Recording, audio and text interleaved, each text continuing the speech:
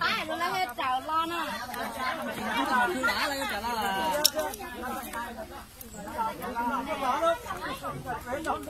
Đó là sống của con này à. Sống nhiệt cha của con chẳng thăng à.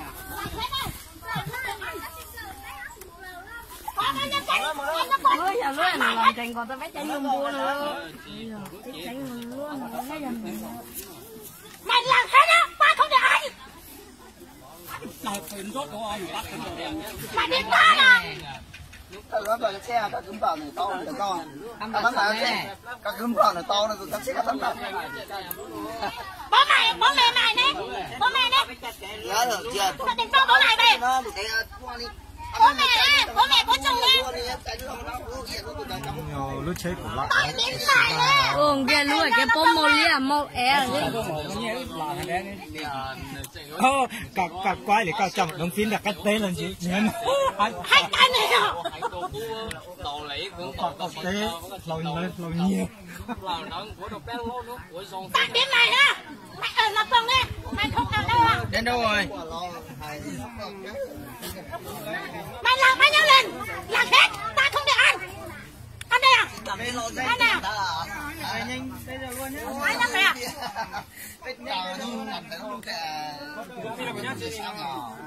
xin tao là cho tôi mày bán cho là tôi không tha thứ mày tôi không tha thứ tôi không tha thứ tôi cho không tha thứ cho mày to nữa thăm là cái tàu mày đi biết tôi ra đừng to mày này à tao nhặt đường này biết tôi mà mày không biết tao mày hết ăn hết ta không được ăn đúng là mày giả biết ta đã không được hôm nay bán được ăn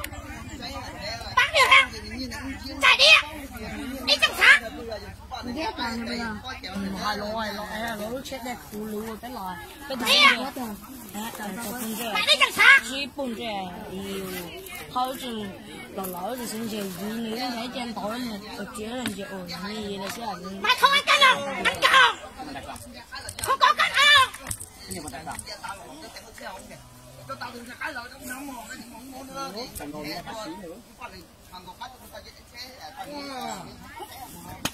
mày đi đây nè gì cũng mà xem cô ta ai mà bị trời cô khóc gì chỉ có mà nhiều luôn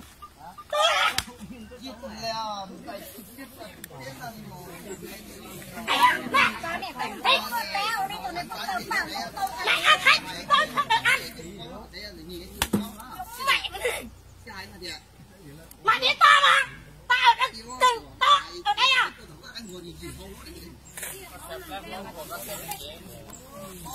anh canh này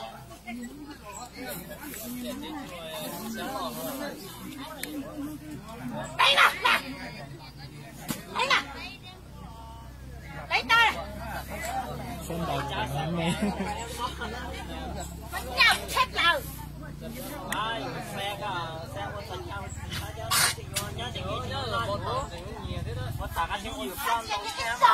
là nhiều đến từ đó thế là do nó phá lan đi chiếm mãi rồi nó ma đánh mà đó là lý đó tôi nhắc cả để bên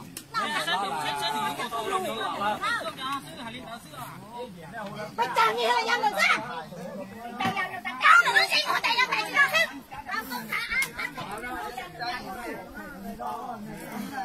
giờ có chỉ xe đó là ta chưa có chỉ xe đừng nhiệt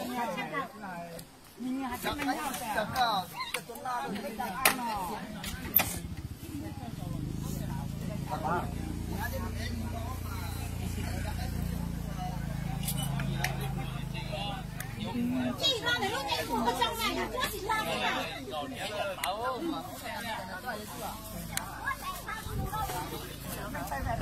nhiều tao mà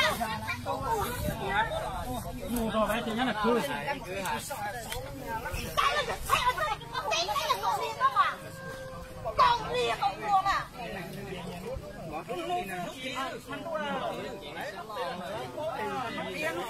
ta không biết ăn. Gì là đúng không? Gì nào thế mà sao quên gì à?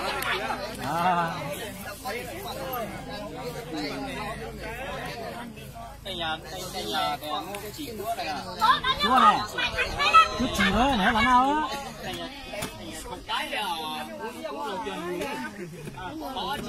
Cái gì một thằng này nó trẻ đi đấy.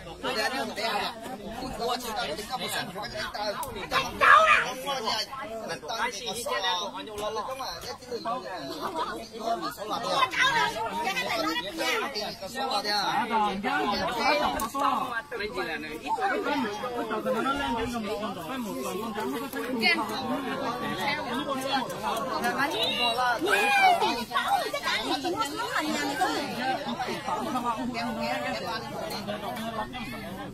Tập lần là kia ta nữa hai còn nó có nhiều xuống thì chắc ấy em là gì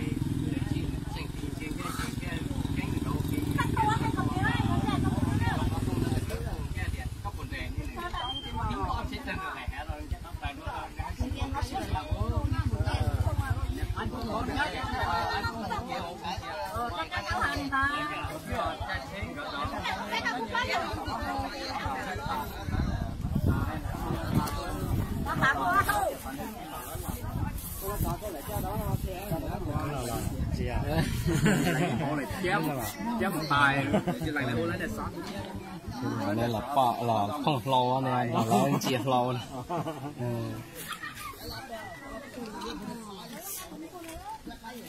Trẻ ở ý chế là bán tôi tụi đen này tôi để lấy tụi cái này để lấy tụ dạ tao hổ này là kiểu gì chứ anh đi thấy bông phát cưa thôi à tiền to này xua là hát là tiền đó là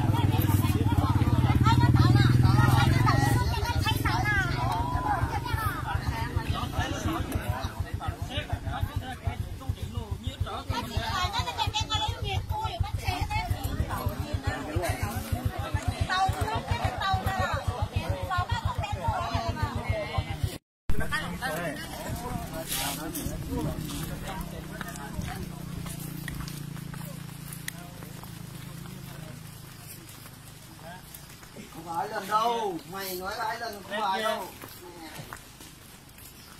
Mày đừng có bảo hai lần nhá, mày nhiều lần á. Tao biết mày lâu lắm nhưng không bắt được mày rồi. Mày không phải là hai lần đâu, biết mày lâu lâu nhưng mà tao không bắt được mày thôi. Hôm nay mới bắt được mày. Dù bao nhiêu cũng thế thôi, tao biết ngay là mày lấy nhiều lần lắm rồi. Nhưng mà tao không bắt được mày, tao không biết làm thế nào với mày thôi.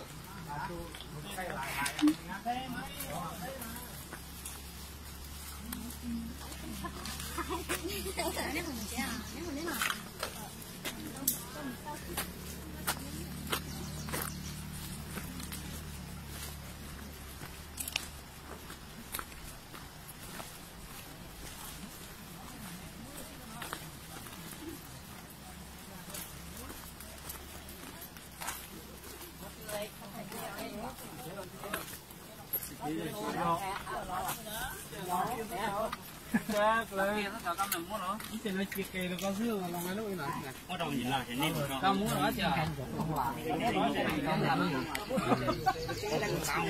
chụp lấy đi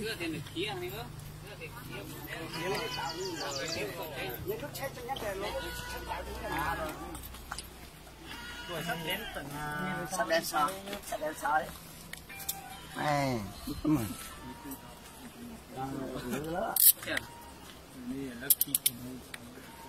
Ông cầu thì lô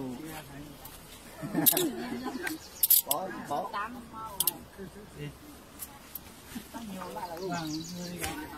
mang xe nó đi Trong xe nó lúc này nó chạy xe bẩn hết rồi đến sáng mới bắt được nó.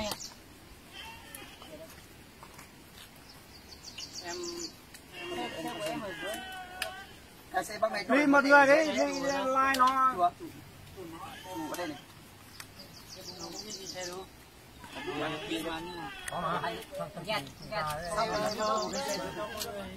em đi đi tôi vàng đi đón em về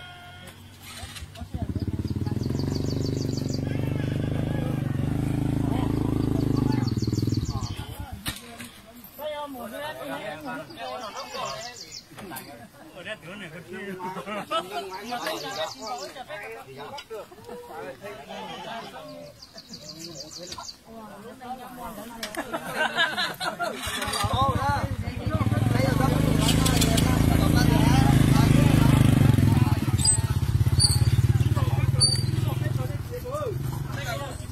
ngoài ra là đầu bây giờ mình đang đi chợ cái thỏ là phải bên đâu mua